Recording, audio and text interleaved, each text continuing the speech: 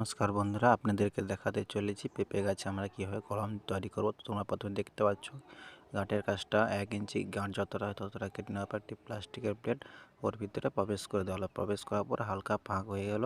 তো ফাঁক নেওয়ার পর একটা আমরা প্লাস্টিকের গ্লাস নিয়ে নেবো, ওকে হাফ হাফ করে কেটে নেব। কেটে নেওয়ার পর ভিতরে আমরা প্রবেশ করে দেবো। প্রবেশ করার পর আমরা টেপ দিয়ে যেমনভাবে আমরা প্রসেস করা হয় তেমনভাবে প্রসেস করলাম। টেপ লাগানোর পর আমরা কী করলাম, এটা হচ্ছে নারকেলের পাউডার গুঁড়ো নিয়ে ওর মধ্যে প্রবেশ করে দিলাম। প্রবেশ করানোর পর আমরা এর মধ্যে ভালোভাবে টিপটাপ করে ঢুকিয়ে দেবো। ঢুকিয়ে দেওয়ার পর আমরা পলি পেপার দিয়ে ভালো করে কভার দিয়ে প্যাক করে দেবো।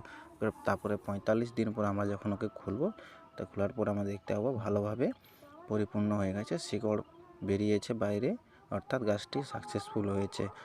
শিকড় গজানোর পরে ওটাকে আমরা কেটে নেওয়ার পরে আমরা কী করব, জল দিয়ে মাটিতে পুঁতে দেবো। তারপর দেখো